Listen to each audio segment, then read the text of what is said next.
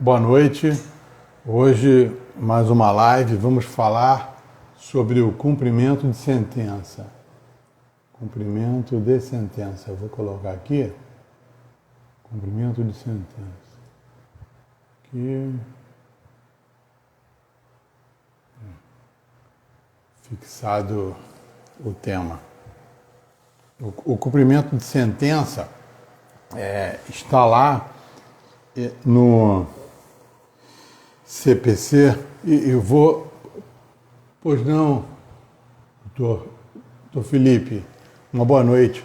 Eu vou falar de uma forma mais prática sobre o cumprimento de sentença, mais pragmática, da atuação do dia a dia do advogado, do estudioso do direito. Vou me ater, é claro que vamos tentar abordar da melhor forma possível, mas vamos falar aqui inicialmente, vocês sabem que o cumprimento de sentença é de uma obrigação de pagar ou obrigação de fazer e outros, né? O cumprimento de sentença precedeu de um procedimento, um processo de conhecimento e chegou ao cumprimento daquele julgado, daquela sentença. É isso? É o mandamento judicial. Transitado em julgado, eu vou cumprir a sentença, né? Na obrigação de pagar, dispõe lá a regra do artigo 523, obrigação de pagar quantia certa, por exemplo. Só uma questão, um breve histórico, de que esse cumprimento de sentença, a regra do CPC 2015, antes não era dessa forma. Antes eu tinha lá o título executivo judicial, o título executivo extrajudicial. Os títulos eram executados, vamos dizer assim, execução para satisfazer aquele crédito. O título executivo extrajudicial, enumerado no Código de Ritos, eu tinha extrajudicial, por exemplo, uma nota promissória, né, um título de crédito, e daí eu promovia a execução de um título executivo extrajudicial, ou então o título executivo judicial que precede, né, ainda um procedimento de conhecimento, de cognição plena, até chegarmos a podermos executar aquele denominado título executivo judicial. O cumprimento de sentença, nessa substituição na questão da execução, desse instituto do cumprimento de sentença, é justamente em função de que, quando tínhamos o título executivo judicial, eu executaria, no caso, título executivo judicial, e o devedor tinha a oportunidade de embargar a execução. Era o denominado embargos à execução. Ou o título executivo extrajudicial, que o devedor poderia oferecer. Pois não, doutora Márcia? Então vamos iniciar aqui a live. Já fiz mais ou menos uma introdução, as pessoas entram, saem, mas vamos iniciar aqui. Vamos falar do cumprimento de sentença de uma forma mais pragmática possível, na atuação do advogado e do estudioso do direito. Vou tentar me ater a uma obrigação de pagar. Eu tenho um cumprimento de sentença por quê? Precede a esse cumprimento de sentença, esse instituto do cumprimento de sentença, um procedimento, um processo de conhecimento com cognição plena, onde o demandante ofereceu, propôs a demanda, a pretensão, causa de pedir, pedido, não é isso? O demandado contestou aqueles argumentos iniciais, não é isso? Ou então ofereceu contestação, exceção, né? E houve aquela cognição plena até chegarmos a um título executivo judicial. Esse título executivo judicial é que, posteriormente, teremos o cumprimento daquele julgado, chamado cumprimento da sentença. Ainda chamado de exequente, executado, mas é um cumprimento. Não é como se fora, entre aspas, uma fase do procedimento, do processo, do procedimento, até chegarmos à satisfação de um determinado crédito exequendo, correto? E agora, esse título executivo judicial não era dessa forma. Anteriormente, no Código de Processo Civil, tínhamos, ainda tem, né? O título executivo extrajudicial, não é isso? E o título executivo judicial. O extrajudicial, como uma nota promissória, por exemplo, eu posso executar aquela nota promissória, não é isso? Desde que seja um título líquido, certo e exigível. Esses requisitos do título da execução,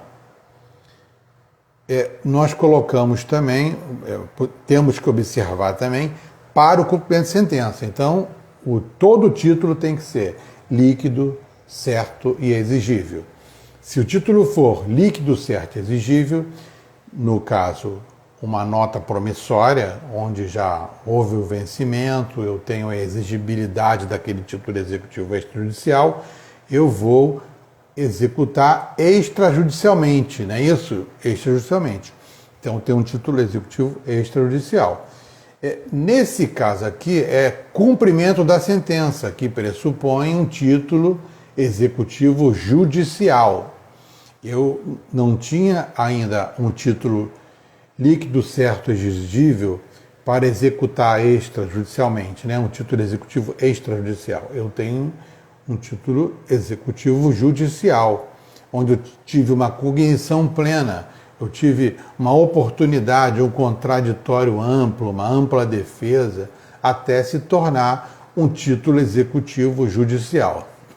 Prosseguindo, o legislador do Código de Processo Civil, essa mudança é justamente para facilitar a efetivação da tutela jurisdicional. Por exemplo, eu tenho lá uma demanda onde os fatos afirmados como verdadeiros, ou aquele conjunto de fatos que é a causa de pedir, e depois conexos, né, adequados, causa de pedir e pedido, eu elaboro a petição inicial, mas a minha pretensão é a satisfação de um determinado crédito, uma indenização. Eu pretendo uma indenização, né, de cunho material ou extrapatrimonial ou um dano moral. Então eu tenho que percorrer todo aquele procedimento da legislação processual civil, que é o chamado Código de Ritos, é o CPC, o Código de Processo Civil. Então lá eu tenho princípios esses atrelados ao Código de Processo Civil, aos institutos do Código de Processo Civil, ao ordenamento jurídico e específicos os princípios da execução, não é isso? Eu não posso expor ao devedor ao ridículo, não é isso? Eu tenho a menor onerosidade excessiva do devedor, tudo tem que ser respeitado. Eu não posso apenas receber aquele crédito que eu, é claro, digo e afirmo ter o direito. É preciso percorrer todo esse procedimento disposto nas regras do Código de Processo Civil, ou ainda se tivermos um princípio da especialidade. Se eu tiver uma regra, uma norma, uma regra específica em que lá eu tenho o rito daquela execução. É claro que eu sempre vou observar o Código de Processo Civil, né? Uma execução de alimentos, por exemplo, eu executo, eu tenho a lei de alimentos, mas eu também tenho a regra específica, como eu tenho também a do CPC. Então, retornando, eu tenho o título executivo extrajudicial e o título executivo judicial. Isso é que eu estou falando, doutora Gisele, uma boa noite, prazer tê-la aqui. Então eu tenho o título executivo extrajudicial e o título executivo judicial, o que eu falo para depois cumprirmos a sentença. Quando eu tinha um título executivo extrajudicial, eu oferecia, devedor, os embargos do devedor, correto? Quando eu tinha o título executivo judicial, eu oferecia embargos à execução, correto? Embargos do devedor ou embargos à execução. No cumprimento de sentença, eu não tenho, é como se fosse uma coisa só. Alguns doutrinadores, alguns processualistas dividem em fase. Eu não gosto de falar fase. Seria, entre aspas, uma fase de cumprimento de sentença. Eu tenho aquela cognição plena, né, com contraditório, como eu falei, ampla defesa, não é isso? Eu tenho a citação, né, aquele despacho liminar positivo, eu tenho a contestação, eu posso reconvir, eu posso arguir exceção de incompetência e outros dispostos no Código de Processo Civil. Então eu tive toda essa oportunidade, chegou lá no cumprimento de sentença.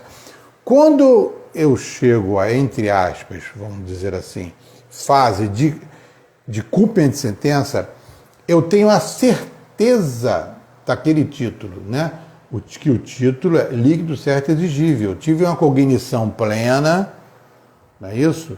O juízo, eu tive lá uma sentença transitada e julgada, e eu quero cumprir aquele julgado, eu quero satisfazer a minha pretensão, efetivar, no caso, o Estado juiz vai efetivar a tutela jurisdicional, com a penhora, não é isso, dos bens, penhora na renda, não é isso?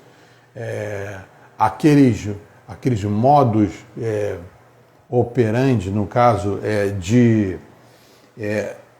aquela atividade criativa do juízo, que é muito relativo, essa atividade criativa, porque nós temos normas, nós temos ordenamento jurídico. A atividade criativa, alguns julgados que eu vejo, por exemplo, impedir que o devedor dirija o seu próprio carro. Impedir que o devedor habilitado, não é, sua carteira de habilitação, né? Alguns lugares carta, né? Em São Paulo é carta, eu sei. Aqui no Rio de Janeiro é a carteira de habilitação, que agora é virtual, né? No caso é no aplicativo. Então, impedir. Vamos dizer que o devedor está na sua residência, na sua moradia, no seu domicílio, ele está impedido de dirigir. Alguém passa mal, eu estou lá com o automóvel, o devedor, ele não pode se dirigir até o hospital? E o direito de ir e vir? E os princípios, a norma constitucional que eu tenho esse direito? Vocês vão me dizer, essa atividade criativa em que impedir o devedor de dirigir o seu próprio automóvel irá satisfazer aquele crédito exequendo. Na minha opinião, Walter, eu entendo que essa medida criativa não irá satisfazer. Bom, mas eu tenho que satisfazer meu crédito de qualquer forma. Bom, nós não estamos em Roma. Em Roma, vocês sabem que o devedor era, se tiverem sim, vários credores, o devedor, ele, de acordo com cada credor, o devedor era esquartejado em praça pública, não é isso? Um devedor ia lá, arrancava um braço, outro braço, era dessa forma. Ou então, se fosse um credor único, o devedor era reduzido a escravo. Era daquela forma. Não estamos em Roma, estamos aqui no século XXI. O que fazer? É uma forma que o Estado juiz, né, tirando a atividade jurisdicional, vamos dizer assim, criativa, que é preconizada aqui, que está no CPC, mas que efetivamente, nesse caso, impedir do devedor dirigir, eu entendo que não satisfaz. No caso de uma execução de alimentos, impedir que o devedor de alimento dirija, o alimentando irá continuar ainda sem a satisfação, sem poder se alimentar em todos os sentidos, vestuário, né, a escola e tudo, né, a alimentação vai continuar e o devedor vai ficar sem dirigir. Isso aí para mim não importa, não é isso? Aí tem outras atividades jurisdicionais coercitivas, não é isso? Inclusive cabe até a prisão do devedor de alimentos, não é isso? De alimentos. Mas em extremo também, em extremo. Vamos tentar resolver para satisfazer aquele crédito. Aí eu tenho as medidas, o Cisbajude, não é isso? Eu tenho o Bacenjude, tenho a Online, eu tenho tudo isso, né? Mas no cumprimento de sentença é preciso que a petição, a peça, vamos dizer assim, inicial do cumprimento de sentença, no caso da obrigação de pagar, ela esteja da melhor forma possível. Você, advogado, advogada, tem que fazer da melhor forma possível, ou seja, não adianta apenas requerer, né, pedir o cumprimento da sentença, porque a jurisdição é inerte. Nesse caso aqui, eu tive um julgado, ele pode até ir para o arquivo provisório. A sentença transitou em julgado, não vai ficar lá. No caso, autos físicos, né? Mesmo o contexto dos autos eletrônicos vai ao arquivo, mas o cumprimento de sentença, o exequente, ele vai requerer, pedir, né, da forma da regra do artigo 523 do Código de Processo Civil, o cumprimento daquela sentença que transitou em julgado. Mas é necessário, no caso da obrigação de pagar, que essa petição esteja o mais elaborada possível, no sentido de que, além das argumentações, né, próprias do cumprimento de sentença, da própria lei, não é isso? Da regra específica que fala do cumprimento de sentença, eu tenho que juntar uma planilha evolutiva atualizada daquele valor. Então é preciso verificar, lá no julgado que transitou, os juros moratórios, os juros remuneratórios, a correção monetária. É preciso dizer, lá especificar, foi a partir de onde? A partir da citação. Se foi a partir da citação, eu vou lá, verifico onde foi a citação e lá eu vou contar os juros de mora. Só que isso não é fácil, é uma tarefa árdua. Então, eu assim, tinha muito essa mania, eu não tenho mais, há anos que eu não tenho mais. O advogado é preciso dos auxiliares do processo. O juiz não tem lá os peritos. O advogado é necessário ter os profissionais para isso. Para tanto, se o advogado não for não tiver feito a faculdade, ser especialista contábil, é necessário contratar um profissional que seja um expert em realizar como se for uma perícia, para fazer elaborar uma planilha evolutiva de forma a dificultar, não tem como obstar, dificultar uma provável impugnação ao cumprimento de sentença. Correto? Então eu tenho que elaborar e especificar direitinho aquela taxa de juros remuneratórios, onde teve início aqueles juros, a correção monetária, correto?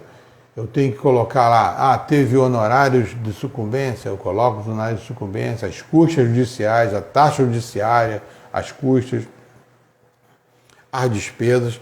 Eu tenho que executar tudo especificamente, correto? Recebida esse cumprimento de sentença, essa peça de cumprimento de sentença, o juízo verificará e, no caso, irá intimar. Aí eu tenho lá a regra do artigo 523.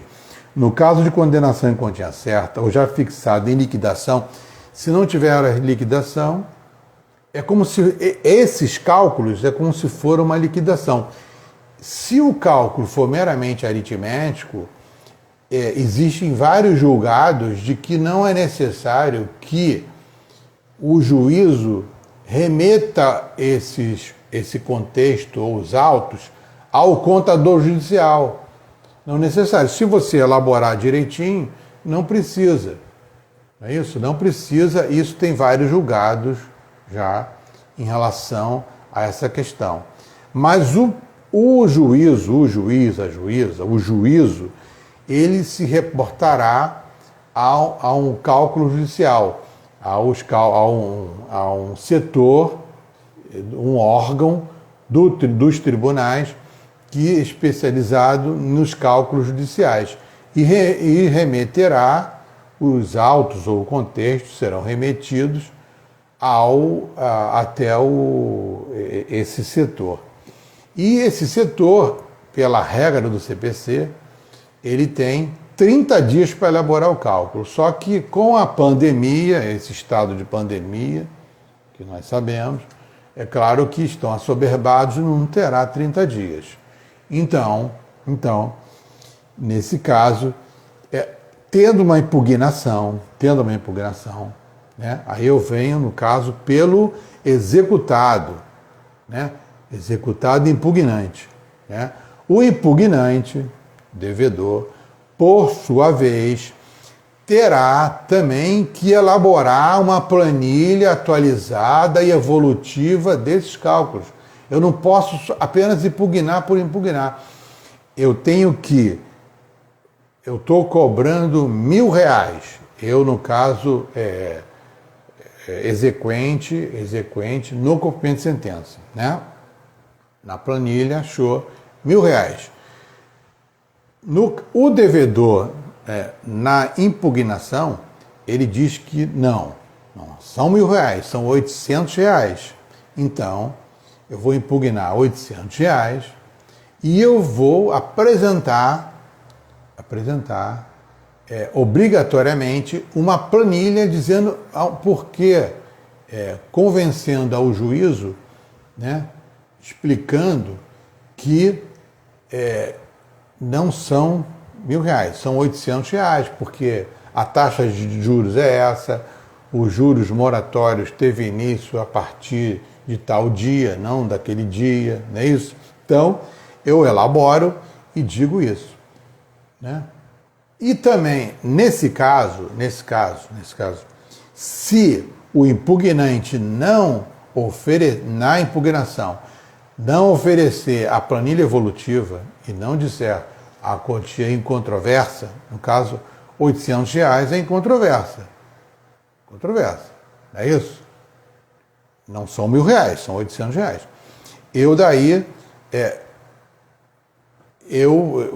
Nesse caso, se eu oferecer, no caso devedor, oferecer a planilha evolutiva, né, atualizada, e também informar o valor que é incontroverso, vai prosseguir, e no caso o juízo dará vistas, né, ao exequente para se pronunciar sobre a impugnação. Então o exequente será o impugnado, correto? Nesse instrumento, nessa peça de cumprimento de sentença, será o impugnado.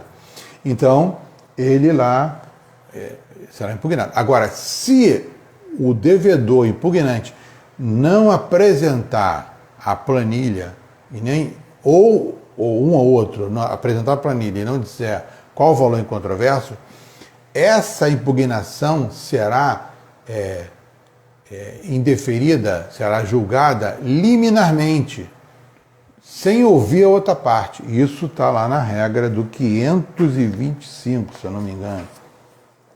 É isso mesmo, ó. Tá, 525. Vamos lá.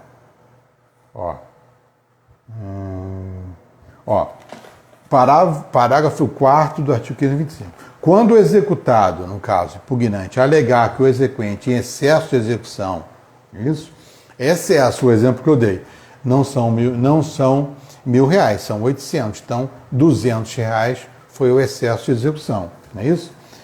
Pleiteia quantia superior ao resultante da sentença, cumprir-lhe-á declarar de imediato o valor que entende correto, como eu falei, incontroverso, apresentando demonstrativo discriminado e atualizado do seu cálculo. Aí vem o parágrafo 5º do artigo 525. Na hipótese do parágrafo 4º, não apontado o valor correto, que é o incontroverso, ou não apresentado, ou é um ou outro, não apontado o valor correto ou não apresentado o demonstrativo, a impugnação será liminarmente rejeitada, como eu falei, né? Se o excesso de execução for o seu único fundamento. Eu no caso executado, impugnei dizendo que não são R$ 1.000, são 800, não é isso? Então o único fundamento dessa impugnação foi o excesso de execução. Então nesse caso, essa impugnação será julgada, né, será extinta liminarmente. Eu tenho que fazer uma coisa ou outra. Então, isso. Nesse caso aqui, por sorte, eu trabalhei hoje quase que o dia inteiro numa impugnação com meio de sentença. Entendeu? Então, porque assim, na minha opinião, a advocacia e o professar algo do direito, eu acredito, pelo menos os meus professores eram advogados. Agora eu sei que tem professor que não é advogado. Agora, eu entendo, Walter, que eu acredito que a legitimidade é maior, não estou tirando o mérito de professores que não são advogados, mas o entendimento de uma questão pragmática, eu acredito que tenha que ter a clínica, né? O professor ele tem que advogar, na minha opinião, tem que ter a clínica. Os professores das universidades, agora, das universidades federais, agora, me parece que não são todos, mas a maioria não podem mais advogar. Ou professam, ou são professores, ou são advogados, não pode exercer advocacia, tá? É que eu li em alguns editais aí, tá? Agora, tudo bem, mas, como eu disse, os meus professores eram professores e advogados, tá? Claro que ninguém é melhor que ninguém, mas eu estou dizendo da questão da legitimidade. Tem questões, tem institutos no direito que eu entendo que o aprendizado é sempre lento. Agora, para aprender realmente, é necessário que tenha esse conteúdo, o conteúdo pragmático, realmente a prática da advocacia.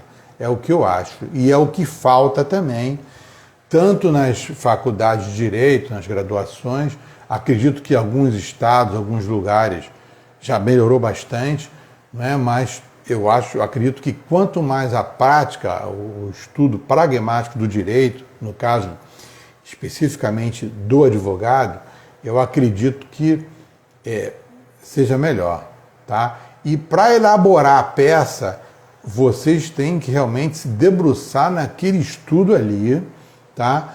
Porque são muitos detalhes, são muitos detalhes. Por exemplo, eu tenho lá um cumprimento de sentença onde foram alterados, a causa de pedir foi alterada, foi emendada a petição inicial, não é isso? Então é necessário, pois não, doutor Ivan, é necessário estudar desde o início lá, todo o procedimento, desde o início, mesmo sendo o processo eletrônico, para saber as peças que foram a colação e o que foi julgado e o que transitou em julgado. Qual foi o pedido, qual foi a causa de pedir, o que foi realmente transitado em julgado, para cumprir a sentença de acordo com o que foi transitado em julgado, para evitar sucumbir lá nesse cumprimento de sentença, nessa impugnação.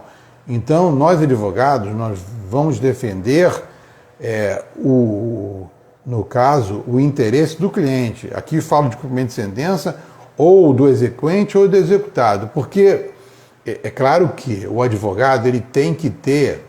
Advogado não é juiz, tá? Advogado não é juiz. Então, é claro que o advogado ele tem que ter um entendimento, nesse caso aqui, por exemplo, de um cumprimento de sentença, tanto por parte do devedor como do exequente. Agora, se eu estou atuando na defesa dos interesses do executado, eu vou advogar os interesses do executado e vice-versa, correto? É claro que, quando aqui no Instagram aparece questões, a gente vai, normalmente, vamos emitir nossa opinião. É claro que a opinião vai ser, por exemplo, pela uma relação de consumo, quando, né, direito, defesa e proteção ao consumidor. É claro que quem tem um poder econômico é a minoria, mas a quantidade de dinheiro, né, vamos dizer assim, do poder econômico, no caso dos bancos, é claro que terão, né, seremos advogados, advogadas, atuando mais para o consumidor. É isso? O consumidor. Mas não quer dizer, né, que não tenhamos o advogado no caso do fornecedor de serviço. Eu atuei muitos anos, eu atuei tanto para o fornecedor de serviço como para o consumidor, como advogado, né? É claro que o advogado tem que fazer a sua, né, sentar, pensar, não é isso? De acordo com a ética, nosso estatuto, tudo certinho, mas o advogado, ele vai atuar nos interesses do cliente. Repito, o advogado não é juiz. Quando dizem assim, não, o advogado é o primeiro juiz. Não, o advogado não é primeiro. Pois não, doutora Cristiane, uma boa noite. Prazer tê-la aqui. Então, o advogado, ele vai elaborar as peças, as defesas, de acordo com o interesse do seu cliente. O advogado, alguns falam que é o primeiro juiz do processo, eu discordo. É o primeiro juiz do processo porque recebe aquela causa, aquela questão do cliente, né? E vai elaborar de acordo aqueles pedidos, a causa de pedir, de acordo com a sua capacidade postulatória. Mas o advogado não é juiz, tá? Tanto é que eu vejo hoje, principalmente os colegas que são criminalistas, há uma dificuldade muito grande, né? Porque, por exemplo, vou dar um exemplo aqui rápido, sem sair dessa questão do documento de sentença aqui, no tema da live. As novelas, a mídia, quando o sujeito ele foi preso, mas ele tem que provar que é inocente. Então a novela inverte o que a Constituição da República diz, que é o princípio da não culpabilidade ou o princípio da inocência, que tem que provar o Estado. O Estado é que tem que provar que alguém cometeu aquele crime. E não a pessoa que tem que provar que é inocente, não tem que provar nada. Correto? Não tem que provar nada. Né? Então, os colegas que lidam específico com direito criminal atuam mais em relação a isso. Nós no civil também, acontece também. Tá? É claro que não é privação de liberdade, exceto quando tem prisão do devedor de alimentos, não é isso? Mas não é isso. Mas na maioria das vezes não está lidando com cerceamento de defesa.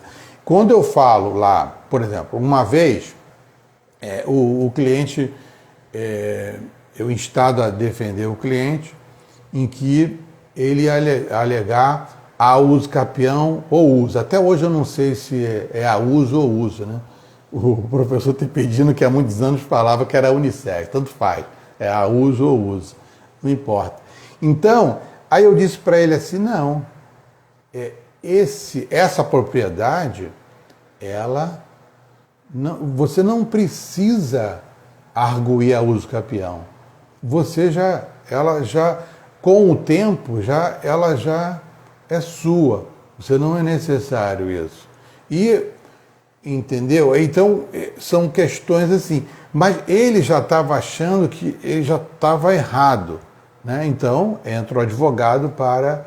É claro que, como diz o primeiro juiz do processo, que eu discordo, mas é em relação a receber aquele caso e atuar de acordo com o interesse, repito, daquele cliente. Obrigado, doutora, igualmente, tá certo? Então, nesse cumprimento de sentença, repito, é necessário ter muito cuidado, porque o cumprimento de sentença não é uma peça fácil. Por quê? Porque nós temos que, numa obrigação de pagar, primeiro, é preciso elaborar a planilha evolutiva. Essa planilha evolutiva é elaborada por um perito contábil, no caso. Ou então, se o advogado for também contador, tiver feito ciências contábeis e souber fazer, ele faz. Mas eu entendo que é necessário procurar um auxiliar do processo para que fique... Pois não, doutor Vitor? Então, tanto o advogado, no caso do exequente, como do executado. Né? Porque nessa planilha evolutiva, é preciso informar direitinho aqueles juros de mora, juros remuneratórios, os juros foi a partir da citação ou não foi, é para cumprir a sentença. Houve um processo de cognição plena. Por isso que chama-se cumprimento de sentença. Alguns chamam de fase de cumprimento de sentença. Eu coloco fase entre aspas, porque eu entendo que é uma coisa só. A cognição e depois o cumprimento daquele julgado que transitou em julgado. Pragmaticamente, o contexto, né, no caso não temos quase mais autos físicos, e na maioria dos estados, então eu tenho o contexto.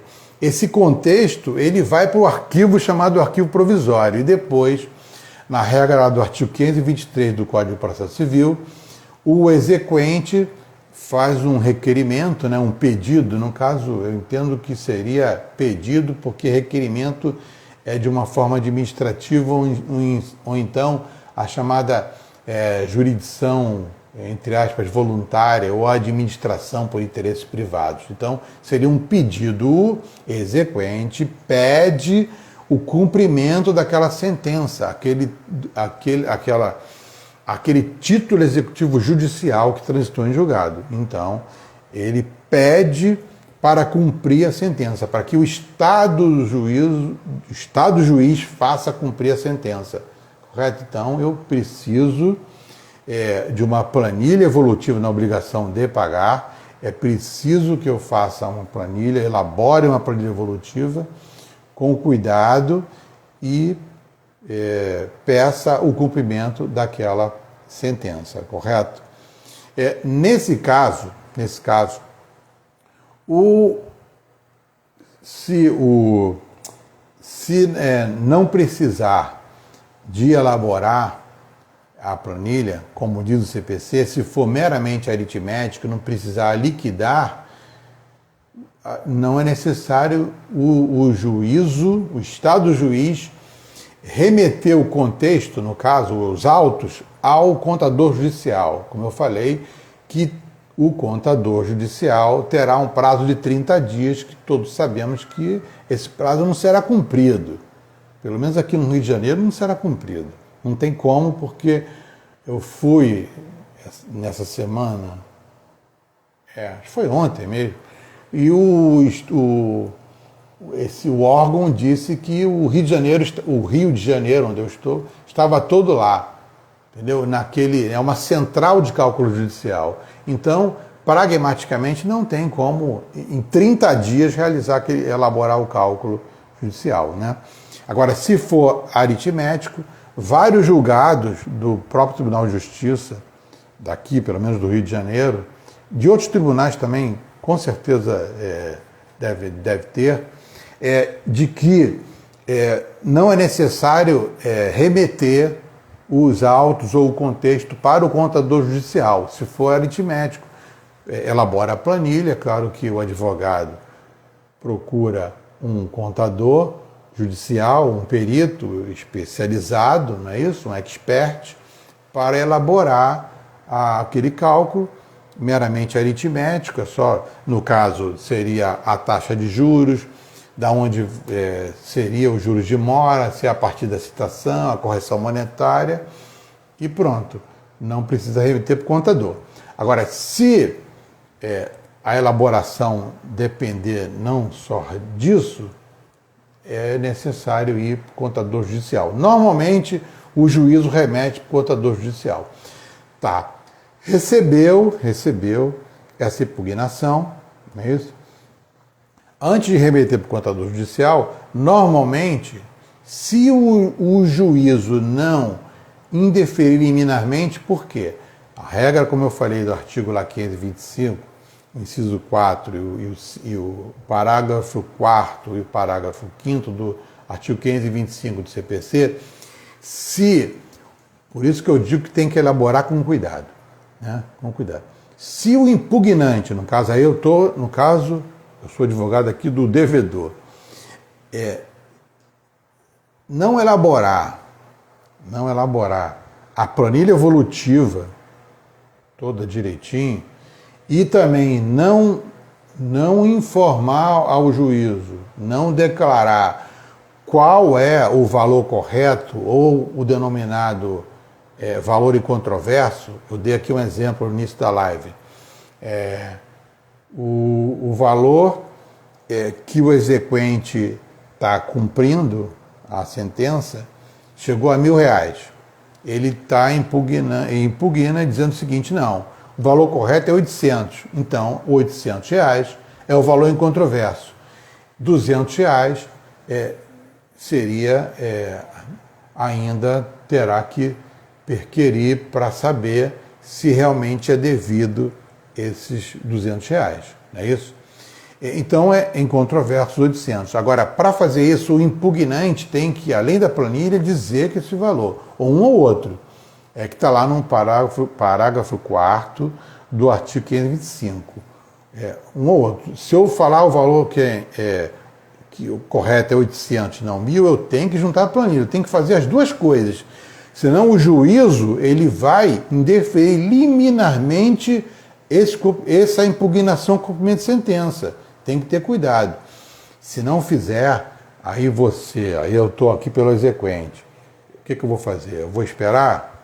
Eu não falo nada? Bom, aí é de cada um. Por isso é que eu digo que ninguém, na minha opinião, ensina nenhuma outra pessoa a advogar. Não tem como. Que são argumentos. É preciso ser... É o pragmatismo, é preciso atuar, é preciso fazer estágio, é preciso realmente procurar saber, assistir a audiência. Hoje não tem mais como folhear os autos, né? Mas tem que, de qualquer forma, tem que trabalhar, atuar para poder entender realmente. Porque os livros é muito bonito, mas não adianta, porque não tem condições. Então eu vejo aqui um parênteses, eu vejo no Instagram aqui, né, todo mundo ensinando a advogar, muita gente. A crítica aqui é construtiva. Será? Sinceramente, será? Não é por aí. Mas assim, então tem os argumentos que vai de cada um. Faz o quê? Você pode opor embargo de declaração, né? Recurso, dizer, olha, excelência, essa impugnação teria que ser liminarmente. Aí o juízo vai dizer o seguinte, não, essa peça, oposição de embargo de declaração, não se presta para isso. Aí tudo bem, aí faz o agravo de instrumento, vai lá para o tribunal. Aí você pensa, será que vale ir para o tribunal? Aquilo vai ficar no tribunal, não é isso? Ou então, aguarda, o que faz? Vai de cada um, vai depender do caso concreto, entendeu? Eu não vou dizer a vocês se eu faria o agravo de instrumento, ou embargo de declaração, ou não faria, aguardava, né? Eu já falei aqui que às vezes, Walter, eu aguardo até o último dia do prazo. Dependendo, eu espero. Quando é o processo eletrônico, é claro, eu vejo como é que foi a peça do colega e, claro que eu já deixo mais ou menos elaborada e depois eu apresento a minha peça. No último dia, agora, é claro, é preciso ter a certeza de que o prazo é o mesmo último dia, né? Porque às vezes não é, tem que ver. É necessário verificar, né? Se teve a intimação, quando foi a intimação tácita, se não houve. É preciso ter uma certa certeza para fazer isso. Ou então não faz, eu não estou falando para fazer. Às vezes eu faço isso. Espero para o último dia. Tá? Mas não sei, tem que ter muito. Porque uma vez eu disse aqui, o advogado tem que ter muita paciência. Muita paciência, muita mesmo paciência para atuar, para trabalhar, para advogar. É cansativo, é árduo. Eu estou o dia inteiro trabalhando apenas num processo. Eu fiz a petição, já está pronta, né? Até no tema que eu estou falando com vocês, né? Então, mas é muito, muito complicado. Então tem os detalhes. Por que não faz logo a petição? Não, é preciso esperar, pensar, não é isso? Pensar. Às vezes eu estou correndo, caminhando, estou pensando também, eu sei que não dá, mas eu estou pensando, você pensa em alguma coisa, é assim, é a nossa vida. A vida do advogado é essa. Então, continuando aqui, na impugnação, é necessário, então, além de de declarar ao juízo o valor correto ou incontroverso, eu tenho que apresentar a planilha evolutiva. Eu não posso deixar de apresentar. E eu vejo vários procedimentos sem planilhas, não tem a planilha evolutiva. Entendeu? Aí, eu, no caso exequente, eu posso pedir para levantar o valor que é incontroverso. Eu peço levantar. Aí no próprio CPC, diz que em alguns casos tem que apresentar uma garantia, o exequente. Tá? Porque garantia de que não causará prejuízo numa reforma se a impugnação for favorável, né? For procedente. Por isso que pedem o juízo, em alguns casos, para que garanta o juízo. É preciso justificar o levantamento daquele valor incontroverso, né? E é necessário também verificarmos, no caso concreto, se vale a pena. Pois não, doutor André, uma boa noite. Então, é necessário, se vale a pena pedir o levantamento daquele valor incontroverso. Ou é talvez de melhor técnica esperar até o contexto, né, no caso os autos, retornarem do contador ou o julgamento definitivo da impugnação a esse cumprimento de sentença, correto? O que se quer ou se queria é que nesse cumprimento de sentença efetivasse mais para o exequente, porque a regra, o Código de Processo Civil é feito para o exequente. Tanto é que nós temos agora os projetos, né, para desjudicialização da execução, né, extrajudicial. Não é isso? Então é feito para o exequente. Só que o executado, ele tem o direito dele constitucional também, os direitos todos, os princípios todos constitucionais e os princípios do Código de Processo Civil. Menor onerosidade excessiva, a onerosidade tem que ser menor possível. Então, quando vocês forem advogar por devedor, também tem essas defesas em relação a todos os princípios constitucionais, não só do Código de Processo Civil.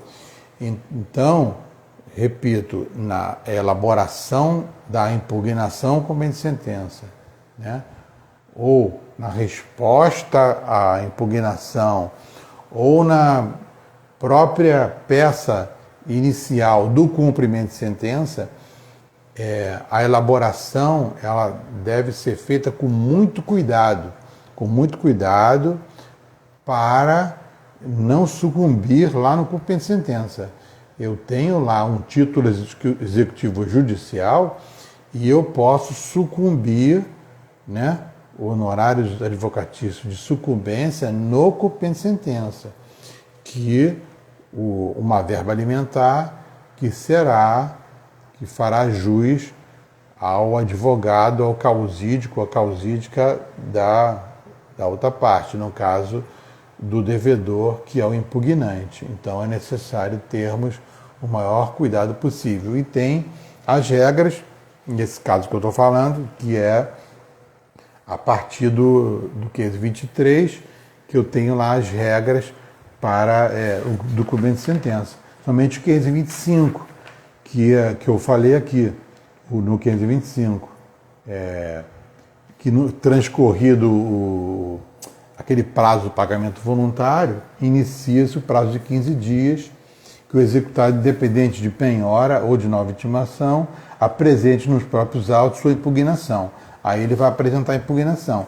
E aí tem a enumeração do que o executado pode apresentar na impugnação, que está lá no 525, parágrafo 1º, que é o inciso 1, 2, 3, 4, 5, 6, 7 e os parágrafos lá do inciso 7, não é isso?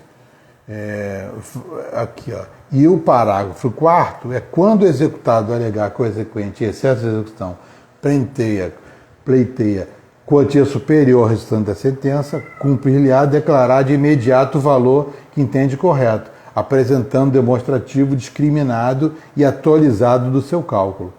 Tá? Então tem que ser direitinho. E o parágrafo 5º, que é importantíssimo, que diz que, na hipótese do parágrafo 4º, não apontado o valor correto ou não apresentado demonstrativo, eu entendo assim, ó, que se não apontar o valor correto, a quantia incontroversa, né?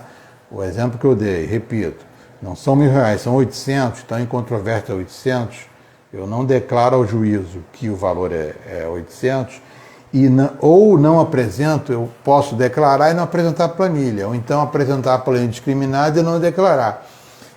Se fizer isso, não apontado, o mau juízo, nesse caso, essa impugnação ela será indeferida liminarmente, correto? Liminarmente. Nem sempre acontece isso, mas é para que o juízo indefira liminarmente. Então, alguém tem quer falar alguma coisa, alguma dúvida? Aqui quer fazer alguma colocação? Pessoas que passaram aqui. Eu acredito que esse conteúdo mais pragmático aqui, eu acredito que hoje, como diz o outro, está de bom tamanho, não é isso? Agora, se alguém quiser fazer alguma colocação, então vamos encerrar a live aqui. E eu agradeço, vou deixar a live gravada e uma boa noite e meus agradecimentos por estarem presentes aqui e participarem da live. Então, até a próxima semana, que nós vamos ou continuar com a execução ou outro tema do processo civil aqui de cunho mais pragmático e sempre voltado ao processo civil e um dos ramos do direito civil, direito imobiliário, direito consumidor, tá bom? Então é isso, muito obrigado e uma boa noite, tá? Prazer tê-los todos aqui. Boa noite, obrigado.